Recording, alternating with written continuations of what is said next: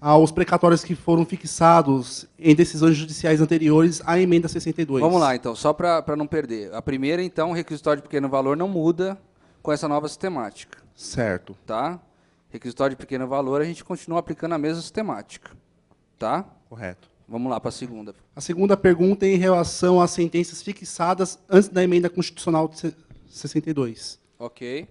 Qual o problema? O problema é sobre os índices de juros e De correção atualização. monetária. Isso. Foi o que eu trouxe para vocês aqui, exatamente na questão da possível ofensa a uma cláusula pétrea sobre a separação dos poderes. Porque nós temos um índice determinado em sentença, como coloca o Felipe, transitado em julgado, onde o juiz fala, olha, o índice oficial que eu determino é índice X. Hã? Só que vem, agora, o poder constituído, através do Congresso Nacional, muda toda a sistemática e fala, olha, Felipe, aquilo lá que você tinha lá atrás, desculpa, o juiz ele se manifestou, sim, por um índice oficial, mas agora a atualização é através da caderneta de poupança. Como assim? Eu tenho uma decisão transitada em julgado com uma situação completamente irregular sobre o índice de atualização do meu precatório, determinado pelo Poder Judiciário, e vem um outro poder, vem o Poder Legislativo e fala, não, agora não é o índice X, o índice é o índice da caderneta de poupança. Sinto muito. Isso agora, sem dúvida alguma, é um problema, e aí eu coloquei aqui para vocês, é um dos problemas fundamentais da nova emenda. Por quê? É um dos motivos de ofensa, sem dúvida alguma, às cláusulas pétreas e, por consequência, motivo para uma ação direta de inconstitucionalidade. Com certeza. E, inclusive, isso pode ferir o princípio do ato jurídico perfeito, direito adquirido e coisa julgada. Nesse caso, pode ferir? Pode alegar uma questão de direito adquirido. Pode alegar uma questão de direito adquirido. E a terceira pergunta em relação aos precatórios de caráter alimentar, depois da nova emenda constitucional 62. Queria que você... Listagem única agora. Listagem única. Eu não cheguei a mostrar para vocês, mas vai ser criado agora uma sistemática onde, primeiro, portadores de doença grave. De portadores de doença grave, idosos. De idosos alimentares, de alimentares comum. É essa a regra, e, de acordo com a nova listagem única, é que estará lá presente, seja ele alimentar ou seja ele comum. Ok, obrigado. Obrigado a você, Felipe.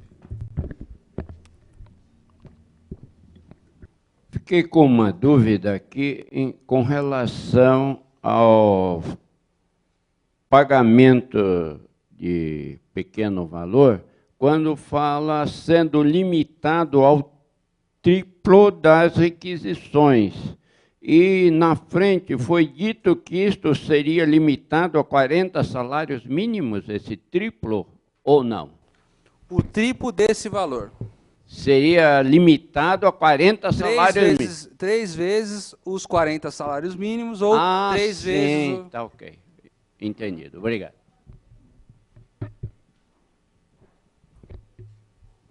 No caso desse ponto sobre alteração dos juros e correção monetária, qual é a atuação que o credor pode, como é que o credor pode agir judicialmente? Ou tem que aguardar a decisão da ação de inconstitucionalidade da ordem? Sem dúvida alguma, como é que é o seu nome? Moacir. Moacir, sem dúvida alguma é um problema que deve ser resolvido através da ação direta de inconstitucionalidade, que inclusive foi proposta pela ordem.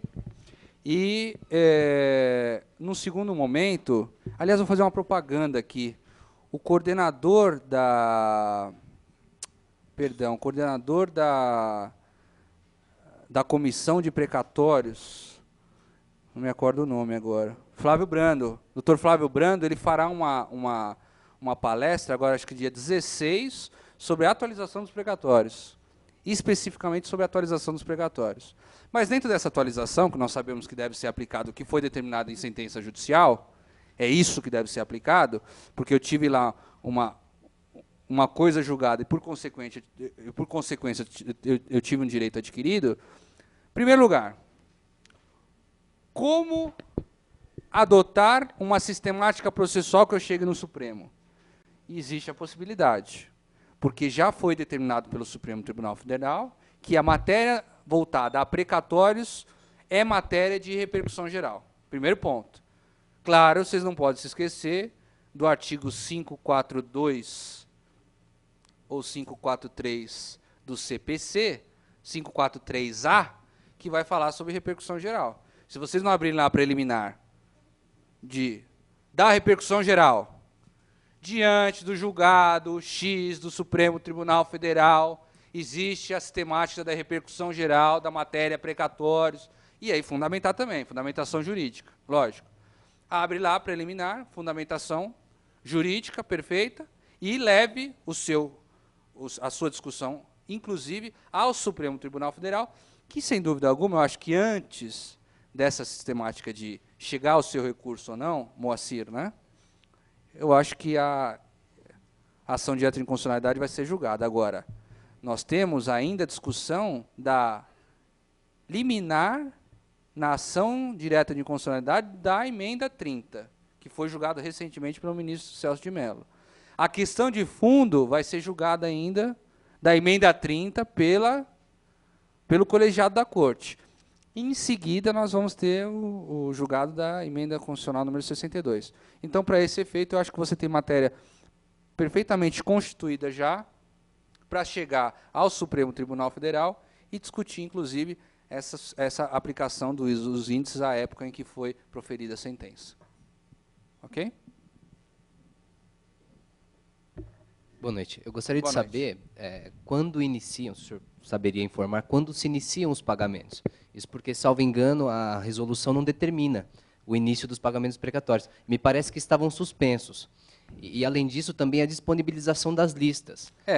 O que eu entendo é que assim, o prazo maior que a resolução determinou foram 90 dias para formação, comitê, uma série de situações.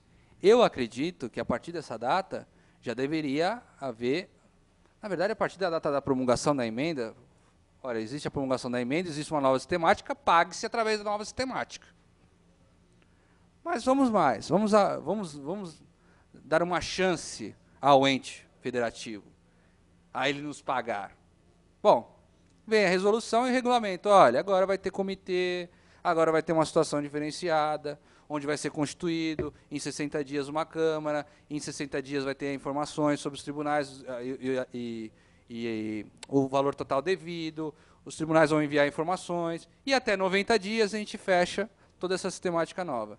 Eu acredito que 90 dias da promulgação da própria emenda, perdão, da resolução 115, já deveria haver a nova sistemática de pagamento. O que, e aí eu acho que é aí que você quer chegar, o que incorreria necessariamente a uma situação de inadimplemento para a aplicação do artigo 97 da DCT, parágrafo 10, inciso 2, a compensação, porque haveria poder liberatório diante da inadimplência do ente devedor.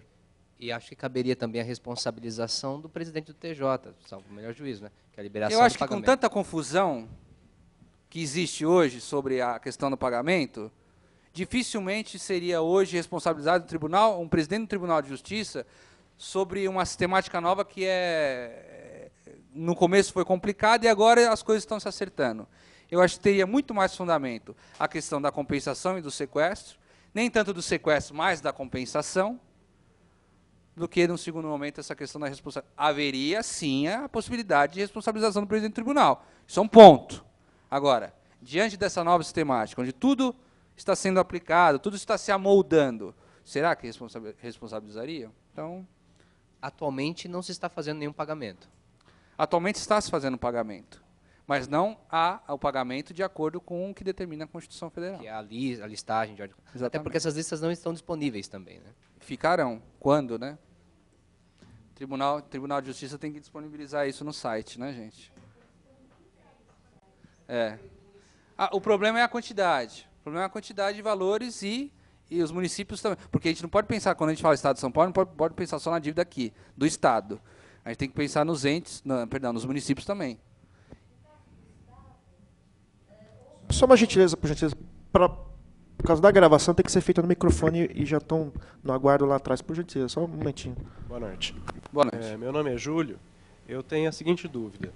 No caso de não atendimento das disposições para pagamento do 1/15 do valor total da dívida ou dos 2% aí do valor da dívida, Do pagamento mensal. como é que fica a sistemática do sequestro?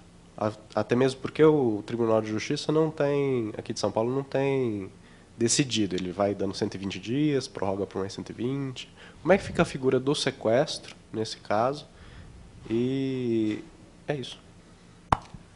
Desculpa, seu nome mesmo? Júlio. Júlio, eu acho que a sistemática do sequestro é idêntica ao que se aplicava. A questão é que você vai ter a fundamentação agora baseada no que o ente devedor escolheu como pagamento da dívida, seja ela em 15 anos, seja ela em 200 anos, né? E a gente tem que ver essa sistemática. E ainda que ele escolha nos 200 anos, ele não está arcando com o percentual mínimo que deveria arcar. Automaticamente, você fala, poxa, não haveria possibilidade de aplicar o parágrafo 10 do artigo 97 da DCT, o inciso 1 no sequestro? Eu acho que poderia, completamente viável a possibilidade do pedido de sequestro, diante do inadimplemento, automaticamente também o cadastro do ente devedor do CEDIM, que haveria, inclusive, a possibilidade dele não receber alguns recursos, e, caso haja o interesse também, a possibilidade de efetuar a compensação desses valores com os tributos da entidade devedora. Mesmo o sequestro não estando regulamentado na 62? Eu acho que o sequestro ele está regulamentado de acordo com o que veio a emenda constitucional número 30. A sistemática do artigo da emenda constitucional número 30 já trazia a viabilidade do sequestro. Não mudou. O que mudou foi o seguinte, olha, agora vai ter sequestro desde que você não pague nesses termos. Se ele não pagou naqueles termos que já existe a regulamentação na Constituição, automaticamente ficaria viável a possibilidade do sequestro. E só mais uma informação aí de cunho geral. O governo do Estado, através do DR, tem agora a mania de entrar com ações rescisórias para anular os precatórios. Eu já tenho Isso é dois ótimo, casos. né? Mais uma assim, forma de postergar a formação o do título. pagamento. A gente vai para 37 anos, né? A gente vai para 30, ganha mais 7. Obrigado. Obrigado a você. No caso dos precatórios do Estado, nós já tivemos depósitos referentes a pessoas doentes e idosas, mas não conseguimos levantar as importâncias. Houve depósito em novembro, em dezembro, em janeiro. Então, nós não sabemos o que está acontecendo. Requisição direta ao tribunal. Requisição direta ao tribunal. Informando o próprio juiz da execução, em que foi gerado precatório, e ao próprio tribunal, porque quem administra a conta é o tribunal. E no caso de honorários da sucumbência, eu não entendi direito como funciona. A partir do momento que... Como é que é seu nome? Laís. Laís. Laís, a partir do momento que existe um valor determinado, vai se formar um precatório decorrente de uma ação indenizatória no valor de R$200 mil. Desses R$200 mil, você tem direito a R$60 mil. Esses R$60 mil automaticamente não ficaria vinculado a essa ação ou a esse precatório do credor? Hoje não. Você leva seu contrato de honorários lá, faz a petição, demonstra que existe a possibilidade sua de individualizar esse valor, e aí emite-se um precatório diferenciado para você, Laís, não para Laís e cliente tal.